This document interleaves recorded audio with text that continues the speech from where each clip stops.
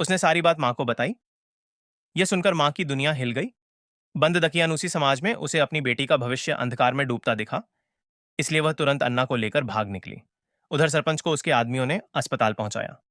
सरपंच के बेटे को जैसे ही खबर मिली, उसने आदेश दे दिया, अन्ना को मार दो और उसकी माँ को भी। गरीब जब शिकार बनते हैं तो उनके पास बचने का मौका नहीं होता। माँ बेटी ने भागना ही एकमात्र रास्ता चुना। दिन भर भागते रहने के बाद वे मानव तस्कर जुड़ी के पास पहुंची। माँ जानती थी कि जुड़ी लड़कियों को रेड लाइट एरिया में बेचता है, लेकिन जिंदगी बचाने के लिए उसके आगे हाथ जोड़ लिए। पर जुड़ी कोई बेवकूफ नहीं था। अन्ना की तलाश पूरे इलाके में थी, वह इस मुसीबत में क्यों पड़ता। माँ ने अन्ना की खूबसूरती का हवाला दिया, कहा कि उसकी बेटी सोने का पेड़ साबित होगी। फिर भी जुड़ी नहीं माना। मजबूर होकर माँ ने अपना सारा पैसा चुपचाप उसके सामने रख दिया। तब जाकर जुड़ी अन्ना को ले जाने को तैयार हुआ। माँ के पास यही एक रास्ता बचा था, कोई अस्थायी सुरक्षित जगह। लेकिन अन्ना का सपना उसे भी भयानक निकला। वह ऐसी जगह पहुंचने वाली थी जहां इंसान की हड्डियां भी नहीं बचती। औरतें जानवरों से भी बदतर हालत में रहती थीं। 40 से 50 ग्राहकों को एक रात में निपटाना पड़ता था, और अब अन्ना भी उसी नर्क में जाने वाली थी। एक ट्रक भरा हुआ लड़कियों से सीधे नरक के दरवाजे की तरफ जा रहा था। अन्ना वाला ट्रक नंबर 40 था। वहां पहुंचकर पता चला, जुड़ी और वहां का एक ग्राहक असल में सगे भाई थे। उनके पिता बड़े मालिक उसी रात रेड लाइट एरिया का निरीक्षण करने वाले थे।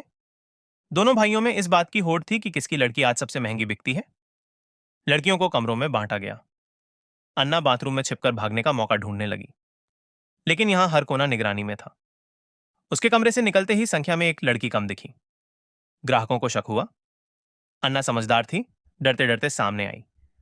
तभी सफेद बालों वाला भाई ने उसे पहचानने का नाटक करके उसकी जान बचा ली। वह उसे खाना भी लाकर देता और उसकी चिंता करता। उसकी आंखों से साफ था कि वह अन्ना पर मोहित हो चुका था। तभी सोने की मोटी चेन पहने ओला अंदर आया, जुड़ी का बड़ा भाई। उसने खाना चखा, फिर बकवास शुरू कर दी। जुड़ी गर्व से अपनी लड़कियां दिखा रही थी। आज वह अपने भाई लावा को हराकर बॉस का उत्तराधिकारी बनना चाहती थी। अन्ना ने मजाक में मुस्कुरा दिया, और उसके लिए यह मुस्कान तबाही बन गई। जुड़ी ने उसे नोटिस कर लिया। अगले ही पल वह अन्ना को पीटना और गालियां देना शुरू कर देती है, यहां तक कि उसे कमरे में बंद कर देती है। अगर अन्ना नीलामी में शामिल ना हुई तो उसे गली में खड़ा करके ग्राहकों को झेलना पड़ेगा। सफेद बालों वाला भाई उसे ढूंढ निकालता है। अन्ना बहाना बनाती है कि वह बस सो गई थी और बिना पकड़े नीलामी में पहुंच जाती है। कांच की खिड़की से वह देखती है, नीचे एक बूढ़ी मगर तेज नजर वाली औरत। वह थी गंगूबाई, इस दुनिया की रानी। तभी असली बॉस टाड़ी आती है, दोनों बेटों के साथ। ओला और लावा सब उसके सम्मान में खड़े हो जाते हैं, सिर्फ गंगूबाई छोड़कर। नीलामी शुरू होती है। अच्छी शक्ल की लड़की 70 से 80 हजार में बिकती, साधारण 30 से 40 हजार में। ओला और लावा की रकम कंधे से कंधा भिड़ी हुई थी। अन्ना उत्सुक थी, पर उसका नाम लिस्ट में ही नहीं था। अंत में लावा 1,20,000 से ओला पर भारी पड़ गया। लग रहा था लावा जीत गया। तभी ओला बोला, मेरा असली ट्रम्प कार्ड अभी आया ही नहीं है। उधर लावा ने भी चोरी से अपने ट्रम्प कार्ड को मंच पर चढ़ा दिया। लेकिन वह लड़की पिछले साल ही बिक चुकी थी, यानी लावा धोखा कर रहा था। टाड़ी भड़क गई। लावा की जमकर पिटाई हुई। अब टाड़ी ने ओला का ट्रम्प कार्ड मांगा।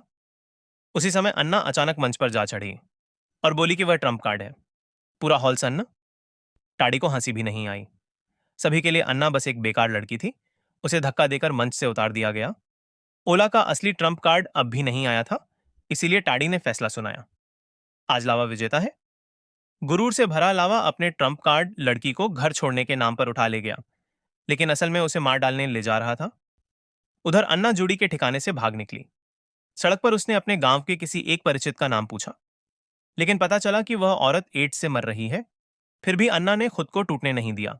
उसने खुद को संभाला और अपना पेट पालने के लिए छोटे मोटे सौदे करने का फैसला कर लिया।